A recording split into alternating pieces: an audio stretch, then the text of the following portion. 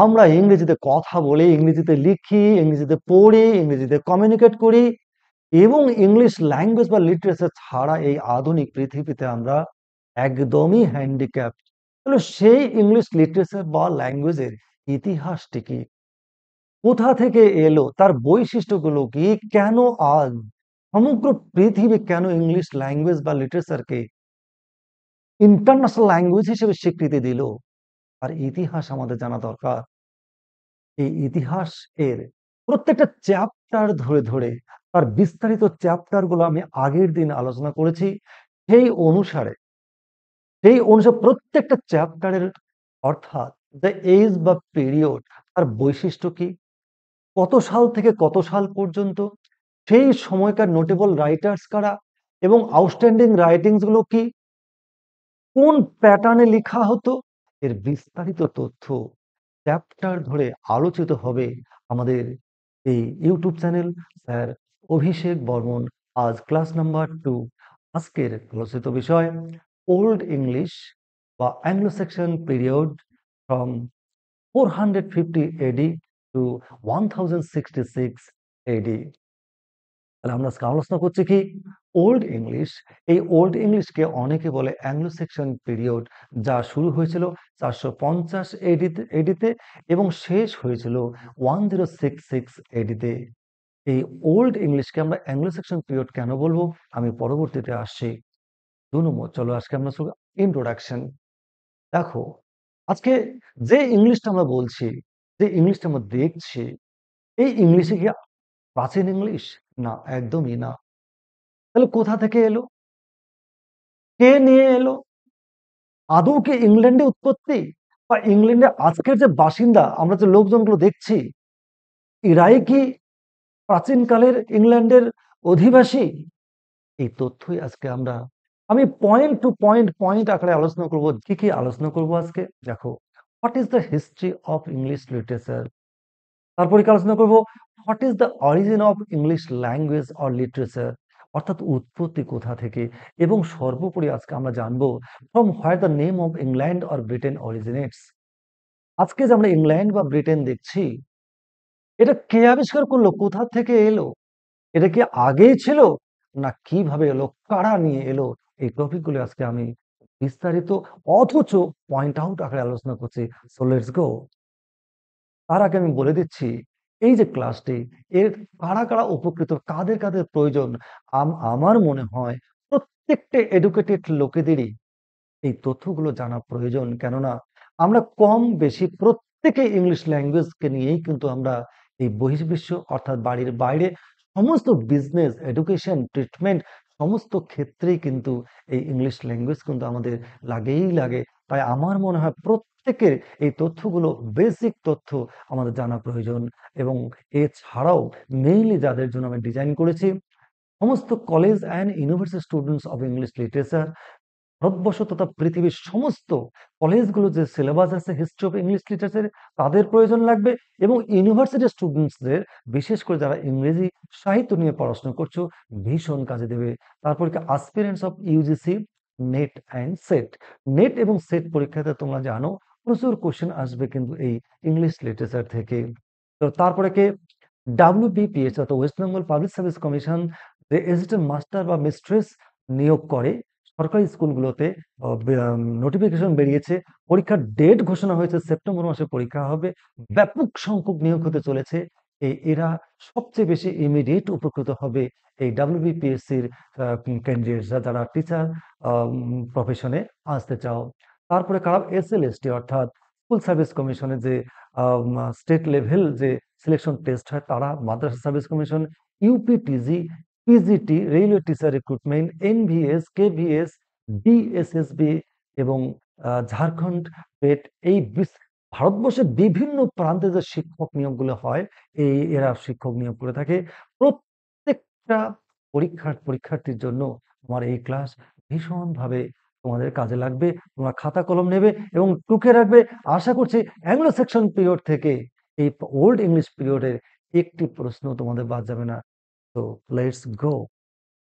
দেখো, প্রথমে আসি আমাদের ইংলিশ লিটারেচার পড়তে হলে বা ইংল্যান্ড বা ব্রিটেন কোথা থেকে এলো বা বৈশিষ্ট্য জানতে হলে আমাদের একটু আগে যেতে হবে। কোথায় যেতে হবে দেখো, the oldest or earliest inhabitants of England. ইংল্যান্ডের আদি বাসিন্দা কারা? আজকে যারা ব্রিটিশ আমরা যাদেরকে দেখছি, এনারাই কি ইংল্যান্ডের আদি বাসিন্দা? না, একদমই না। কারা আদি বাসিন্দা? দেখো, হোমো হেইডেলবার্গজেনসিস, এনারা হচ্ছেন ইংল্যান্ডের আদি বাসিন্দা। অনেক ঐতিহাসিকরা এদের অস্তিত্ব খুঁজে পেয়েছেন। এনারা ছিলেন ইংল্যান্ডের আদি বাসিন্দা। এরা কারা? ওয়ার দ্য ওল্ডেস্ট আর earliest inhabitants of England or Britain. চলো দেখি এরা কারা, মিনিংটা কি? এই যে হোমো হেইডেলবার্গজেনসিস, এটা এটা কারা? হোমো মিন্স হিউম্যান, আর হেইডেলবার্গজেনসিস মিন্স হেইডেলবার্গ। এই দুটো মিলে দাঁড়ালো কি? Heidelberg man. এরাই বাস করতো এই ইংল্যান্ড আজকে যাকে বলছি, বা আমরা ব্রিটেন যাকে বলছি, ওই টোটাল বিস্তীর্ণ এলাকাতে এরাই বাস করতেন। এবারে পরবর্তীতে 1907 সালে ডিসকভার্ড ইন জার্মানি, জার্মানিতে কি হয়েছে? আবিষ্কৃত হয়েছে ফসিলস। কাদের ফসিলস? এই হেইডেলবার্গ ম্যানদের ফসিল বা জীবাশ্ম আবিষ্কৃত হয়েছে 1907 সালে জার্মানিতে। তাহলে এখান থেকে অনেকগুলো তথ্য আমরা জানতে পারলাম। ইংল্যান্ডের আদি বাসিন্দা হচ্ছেন হেইডেলবার্গজেনসিস, আর তার মানে হচ্ছে হেইডেলবার্গ ম্যান। তাদের ফসিল আবিষ্কার হয়েছে কোথায়? না, জার্মানিতে 1907 খ্রিস্টাব্দে। এদের মিনিং গুলো আমি বললাম, এরা ছিল ইংল্যান্ডের আদি বাসিন্দা। অনেকে অনুমান করছেন 50,000 বছর আগে এদের অস্তিত্ব ছিল এই ব্রিটেন বা ইংল্যান্ডে। আশা করছি এইটুকু জায়গা তোমাদের ভীষণ কাজে লাগবে। চলো এগিয়ে যাচ্ছি। এরপরে এলাম আমরা কারা? History of Celts. চলো দেখি, another name of Celts is Briton. এই কেল্টস বা ব্রিটন, এই কেল্টস বা ব্রিটন কারা? এরাই পরবর্তীতে ওই হেইডেলবার্গ জেনসিসের সম্পর্কে কোনো বিশেষ প্রামাণ্য তথ্য পাওয়া যায়নি, কিন্তু কেলসদের সম্পর্কে কিন্তু তথ্য পাওয়া গিয়েছে। এনারা ছিলেন পরবর্তীতে ইংল্যান্ডের পরবর্তীতে এরা হচ্ছে ট্রাইব ইংল্যান্ডের। এদের আরেকটি নাম হচ্ছে ব্রিটন। কি নাম? ব্রিটন। এবারে ঐতিহাসিকগণ বা বিভিন্ন পর্যবেক্ষক বা সমীক্ষা যারা করেছেন, এই অনেকেই বলছেন the name of Britain descended from Britton. যেহেতু এই ব্রিটন বা কেল্টসরা থাকতেন, কেল্টসরা বা ব্রিটনরা থাকতেন, এই ব্রিটনদের নামানুসারে নাকি ইংল্যান্ডের নাম হয়েছে কি বলতো? ব্রিটেন। তাহলে এখানে আমরা দুটো প্রশ্ন পেয়ে গেলাম। পরবর্তীতে আসে দাও, এই কেল্টস কারা? কেল্টসরা হচ্ছেন an ancient Indo European group. চলো, এরা যে ধর্ম পালন করত, এদের কোনো নির্দিষ্ট কোনো ধর্মের এদের কোনো উল্লেখ ছিল না।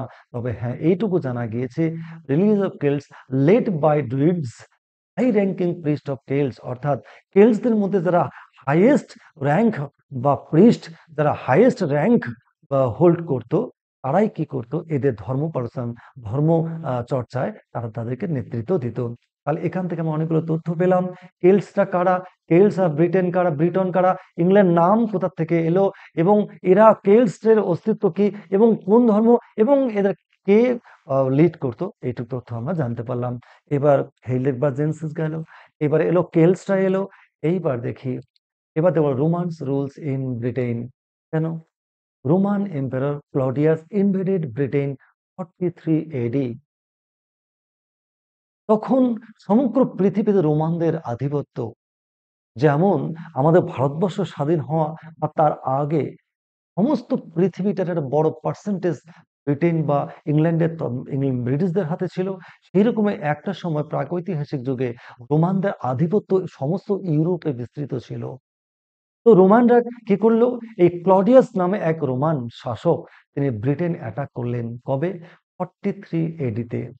এবার অ্যাটাক করলেন, তারপর কি হলো? এইবার অ্যাটাক করার পর দখল করলো, বিস্তীর্ণ এলাকায় রোমানরা ছড়িয়ে যায়।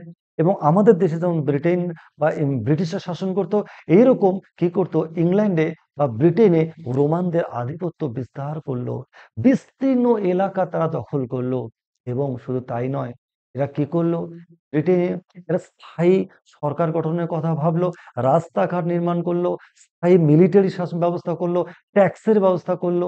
অর্থাৎ একটা দেশ উন্নতি করতে গেলে যা যা দরকার সমস্ত জিনিসগুলো এই রোমানরা করতে শুরু করলো। কোথায়?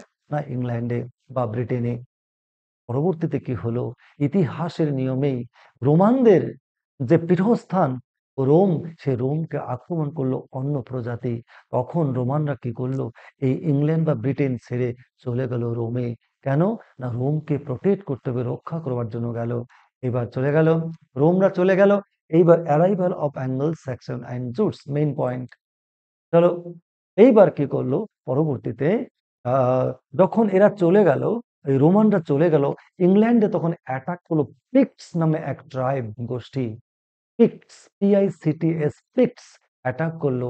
এবং এরা ছিল, এই পিক্টসরা কারা? এরা হচ্ছে ancient people of eastern and Northern Scotland.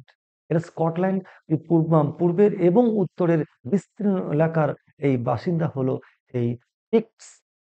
পিক্টসরা ছিল, এরা মারাত্মক হিংস্র, ওয়াইল্ড ছিল। এরা মেইনলি জঙ্গলে থাকতো। এরা হিংস্রভাবে অ্যাটাক করলো। কোথায়? না ব্রিটেনকে অ্যাটাক করলো। কত? না 367 AD, ভীষণ ইম্পর্টেন্ট। এরা অ্যাটাক করলো।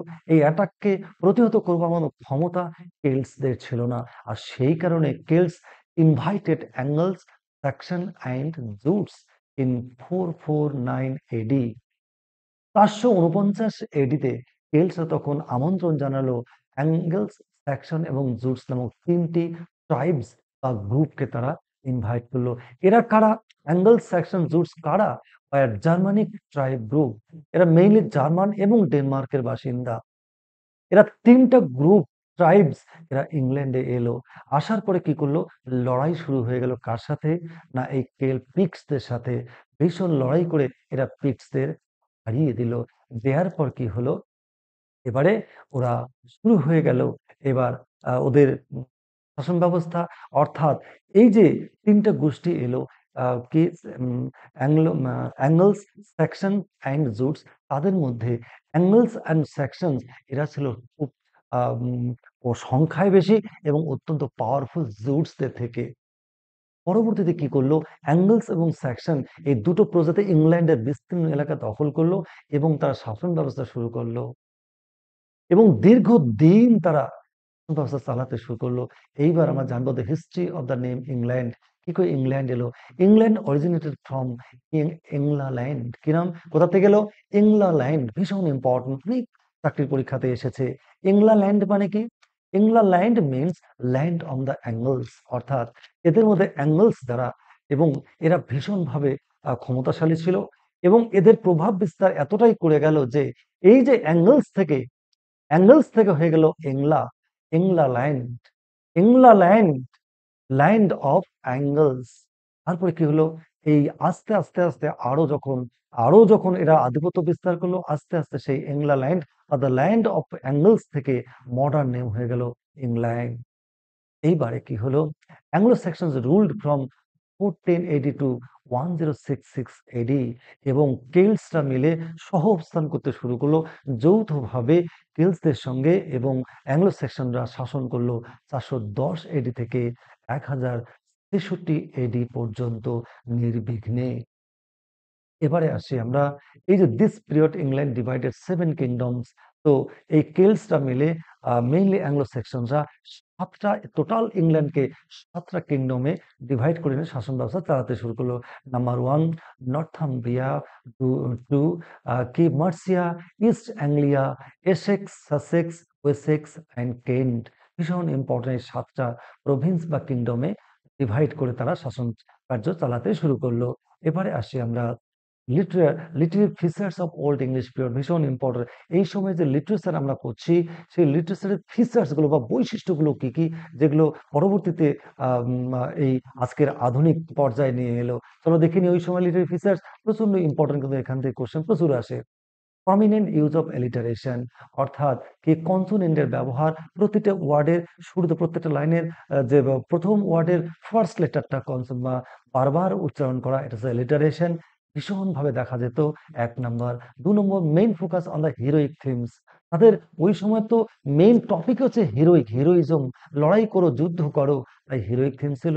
৩ number strong importance on oral methods. আমরা পরবর্তীতে আসবো আরো আলোচনা করব। ওরাল অর্থাৎ মৌখিকভাবে লেখা বা কোনো হরফ ছিল না। সমস্ত লিটারেচার কি হতো? কি হতো? না, ওরাল মৌখিকভাবে হতো। নেক্সট আসি আমরা Christian influence on many works, অর্থাৎ ক্রিশ্চিয়ানিটি ভীষণভাবে দেখা যেত ওই সময়ই। মেইনলি যে আজকে যে খ্রিস্টান বা ক্রিশ্চিয়ানিটি তার ইনফ্লুয়েন্স শুরু হয় তখন থেকেই। বিভিন্ন লেখাতে কিন্তু আমরা দেখতে পাই ক্রিশ্চিয়ানিটির ইনফ্লুয়েন্স। নেক্সট লিমিটেড ভোকাবুলারি, কেননা তখন যেহেতু অতটা উন্নত ছিল না, তো জনজাতিরা মেইনলি বাস করতো, ভোকাবুলারিটা ছিল খুবই লিমিটেড বা অল্প। আর সেই কারণে ল্যাঙ্গুয়েজটা ছিল অত্যন্ত কমপ্লেক্স বা জটিল। আর কি দেখতে পাই? লিটারি ফ্রাকচার, আর কি use of the metaphorical phrases. প্রচুর লেখার মধ্যে মেটাফরিক্যাল ব্যাপারটা সবচেয়ে আমরা দেখতে পাই। Reflect the culture of Anglo Saxon society. অবশ্যই অ্যাংলো সেকশনদের এত দীর্ঘদিনের ওদের শাসন ব্যবস্থা, স্বাভাবিকভাবে তো তাদের আধিপত্য ছিল সবচেয়ে বেশি রিফ্লেক্ট হতো। প্যাগান অরিজিনদের আমরা দেখতে পাই, অর্থাৎ অর্থাৎ মাল্টি রিলিজিয়ান, অর্থাৎ believe in the natural objects, অর্থাৎ প্রাকৃতিক বিভিন্ন জিনিসপত্র দেবদেবী হিসেবে পূজিত হতো। ভীষণ ইম্পর্টেন্ট। দ্য ইমিটেটিভ কোয়ালিটি, অবশ্যই যেহেতু ওরাল মুখে মুখে করে করা হতো, অনুকরণ করে করা হতো, এই লিটারি বৈশিষ্ট্যগুলো কিন্তু ভীষণ ইম্পর্টেন্ট। এবার আসবো আমরা ডার্ক এজ। কেন ডার্ক এজ বলা হচ্ছে, অন্ধকার যুগ কেন বলা হচ্ছে? না, তখন তার ওই যে বললাম আমরা হিরোইক আইডলিজম এইসবই ছিল। তখনকার মানুষের সোল পারপাস ছিল কিভাবে কিভাবে একটা আরেকটা জায়গা দখল করবে। শুধু হিরোইজম, শুধু মানুষের মধ্যে লড়াই ছিল, হিংস্রতা বেশি ছিল। আর যার জন্য মানুষ লেখা, ভালো কোনো সাহিত্য, কোনো আবিষ্কার, এগুলো তাদের মাথায় আসতো না। তাদের মধ্যে শুধু মাথায় থাকতো শুধু লড়াই করা আর রাজ্য বিস্তার করা এবং একে অপরকে হারানো। এই হিংস্রতা এতটাই বেশি ছিল যে কেউ কখনো ভীষণভাবে লেখার জন্য সেইভাবে মন দিতে পারেনি। যেহেতু এই যে প্রায় ৬০০ বছরে বিশাল কোনো আউটস্ট্যান্ডিং কোনো লিটারি ওয়ার্কস বা নোটেবল রাইটার্সদের পাওয়া যায়নি। সেই কারণে পরবর্তীতে এই যে এজকে বলা হচ্ছে ডার্ক এজ। এটা ভীষণ ইম্পর্টেন্ট। নেক্সট আসি আমরা ইম্পর্টেন্ট ওয়ার্কস। তার মধ্যে যে ওই সময় যে আমরা ওয়ার্কস গুলো, অর্থাৎ ইম্পর্টেন্ট যে লিটারি ওয়ার্কস গুলো পেয়েছিলাম, তার একটা সংক্ষিপ্ত বর্ণনা আমি দেওয়ার চেষ্টা করছি। বিউল, তারপর কি the dream of the rude, next the battle of the wide, তারপর কি the pagan poems, the wanderer, তারপরে কি ক্যাডমন্স হাইম, নেক্সট আর কি আছে বোল্ডার, তারপর কি দ্য এলিজিস, তারপর কি আছে ক্যাটমান গ্রুপ, তারপর দ্য সাইনল গ্রুপ, দ্য ওয়ালস্টান, তারপর কি দ্য অ্যাংলো সেকশন ক্রনিকলস। এবারে এই যে টপিকগুলো যেগুলো বললাম, এগুলো প্রত্যেকটা আলাদা আলাদা খুব সংক্ষেপে পয়েন্ট আউট আকারে পরবর্তীতে আমি দেব। তোমরা টিউনড থাকবে এই চ্যানেলের সাথে, দেখবে আমি নিখুঁত ভাবে দেওয়ার চেষ্টা করব। নেক্সট আসছি নোটেবল রাইটার্স, বিখ্যাত লেখক কারা কারা ছিলেন? এর মধ্যেও কারা কারা ছিলেন? অ্যালফ্রেড, ২ নম্বর সাইনল্ফ, আর অবশ্যই ক্যাডমন। এনারা তিনজন ছিলেন আউটস্ট্যান্ডিং রাইটার। ওর মধ্যে বা নোটেবল রাইটার্স। নেক্সট আসি আমরা অ্যারাইভাল অফ সেন্ট অগাস্টিনা। ইনি কে? না, Saint Augustine brought Christianity in 597 AD. 597 এডিতে তিনি এই ইংল্যান্ডে ক্রিশ্চিয়ানিটির আনুষ্ঠানিকভাবে তিনি সূচনা করেন এবং ব্যাপকভাবে প্রচার প্রচার তিনি করান ইংল্যান্ডে। End of Anglo-Saxon period with the attack of Vikings in 787 AD. এবং পরবর্তীতে অ্যাংলো-সাক্সন পিরিয়ডে অ্যাটাক করলেন কে? ভাইকিংস 787 এডিতে। এবারে finally ended with the attack of the Normans in 1066 AD. তো এবার অ্যাটাক করলেও অ্যাংলো সেকশন পিরিয়ডটা এবং এতটাই ওরা স্ট্রং ছিল যে এরা তাদেরকে শেষ করতে পারেনি। পরবর্তীতে যখন নরম্যানসরা অ্যাটাক করলেন 1066 এডিতে, তখন আনুষ্ঠানিকভাবে এই অ্যাংলো সেকশন পিরিয়ড ৬০০ বছর তাদের রাজত্ব শেষ হয়ে যায়। আজ শেষ করলাম এখানেই। পরের দিন অর্থাৎ পরের বুধবার ২৬শে মার্চ মিডল ইংলিশ পিরিয়ড আমি আলোচনা করব। একইভাবে এই এজের বৈশিষ্ট্য কি, এজ স্প্যান কতটা ছিল, নোটেবল রাইটার্স কারা, এইগুলো যদি নিখুঁতভাবে খুব পয়েন্ট আউট আকারে দেওয়ার চেষ্টা করব যাতে অল্প সময়ের মধ্যে তোমরা রেডি করতে পারো। আমি বাংলায় ডিসকাস করছি কেন? যাতে করে তোমাদের সুবিধা হয়। কেননা এমসিকিউ আসে ম্যাক্সিমাম পরীক্ষাগুলিতে, যাতে করে একদম স্পেসিফিক ভাবে তোমরা করতে পারো। এই নিয়ে আরো বিস্তারিত ক্লাস, প্রত্যেকটা ক্লাস আমি প্রথম দিন প্রথম ক্লাসে যারা দেখোনি দেখে নেবে। আমি একদম সিলেবাসটা দিয়ে দিয়েছি তোমাদের। ওইভাবে চ্যাপ্টার ওয়াইজ প্রতি বুধবার রাত ৮টায় থাকবে এই ক্লাসগুলো, এবং এই ক্লাসগুলি কলেজ ইউনিভার্সিটি স্টুডেন্টসদের ভীষণ কাজে লাগবে। এবং তাছাড়া যারা নেট সেট পরীক্ষায় পড়াশোনা করছো তাদের ভীষণভাবে উপকৃত হবে, কারণ বিস্তারিত পড়ার ব্যাপার নাই। আমি একদম পয়েন্ট আউট আকারে দেওয়ার চেষ্টা করব। ডাব্লিউবিপি, অর্থাৎ ডাব্লিউবিপি নয়, এটা ডাব্লিউবিপিএসসি হবে। S A master mistress date দিয়ে দিয়েছে পরীক্ষার সামনে, এবং এদের জন্য এবং বাকি যে এই যে সংস্থাগুলো আছে এরা যা টিচার নিয়োগ করতে চলেছে, প্রায় মোর অর লেস প্রতিটা পরীক্ষার সিলেবাস প্রায় একই, এবং সমস্ত সিলেবাসকে কাভার হবে এই আমাদের YouTube channel sir Abhishek Barman. Good bye.